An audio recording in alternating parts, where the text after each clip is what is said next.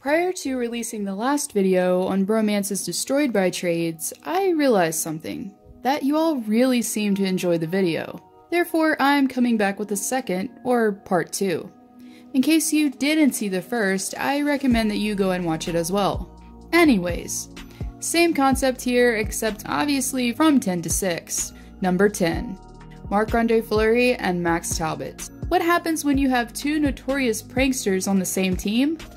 Well, I think you get the picture. Anyways, Fleury and Talbot grew up relatively close to one another in Sorel, Quebec, and actually knew of each other long before they played together in Pittsburgh. As they played in the Quebec Major Junior Hockey League for separate teams, but would play for the same one in Team Canada during the 2004 World Juniors. Later, the pair stuck together while spending time playing for the Wilkes-Barre Scranton Penguins before permanently moving to the NHL. And from there, the bromance between Talbot and Fleury blossomed. Yeah, pun intended. From rooming together, to filming commercials, to being in cahoots while getting the best of reporters and anyone else they could, there's no doubt that these two were inseparable. Number 9.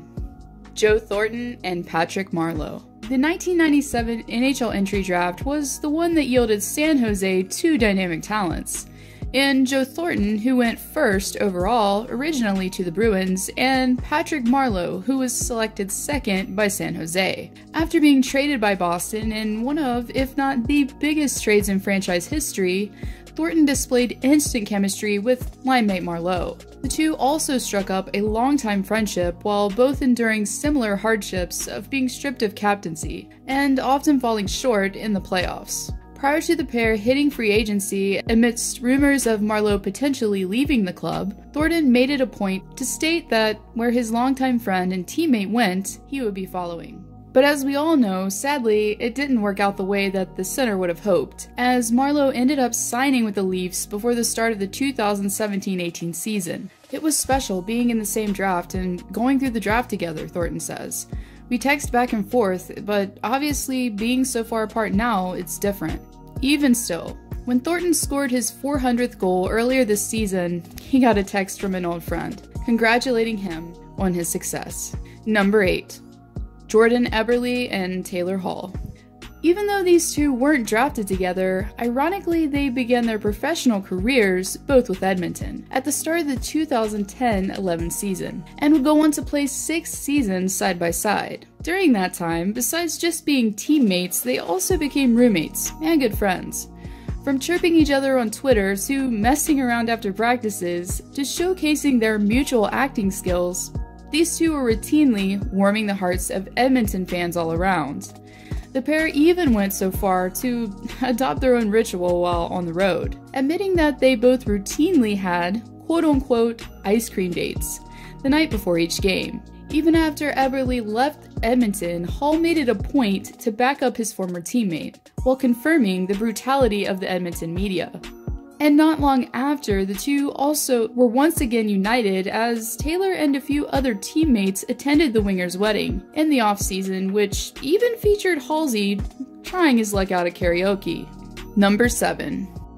Tyler Seguin and Brad Marchand. Besides both playing for the same team, these two had one big thing in common.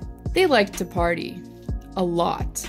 And what better way is there to bond than celebrating after a Stanley Cup win? Besides scoring together on and off the ice, the pair could also be seen laughing it up on the bench, taking selfies around Boston, and even solidifying their bromance by getting matching tattoos in honor of winning the Cup in 2011. After the duo, who became known to fans as Bryler, was split up after Seguin was traded to Dallas, Marchand called the move a rude awakening, and later defended his longtime friend after CEO Jim Lites heavily criticized Seguin for his lack of performance. Marchand was quick to say that he believes Lites went too far on the criticism of his franchise player. Regardless, I think it's easy to say that this is one bromance that won't be forgotten.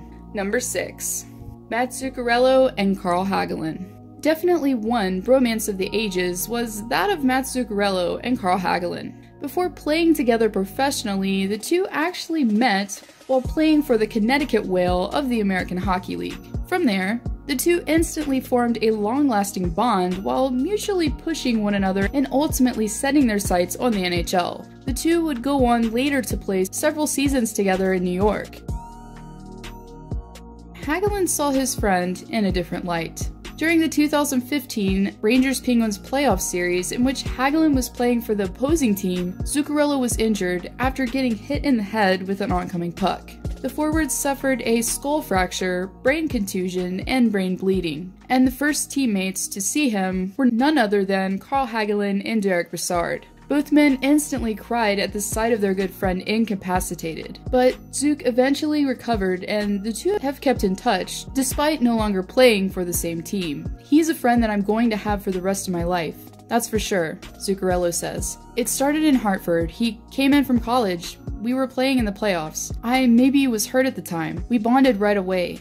He's one of my best friends outside of hockey. We talk all the time throughout the summer. I miss him as a teammate.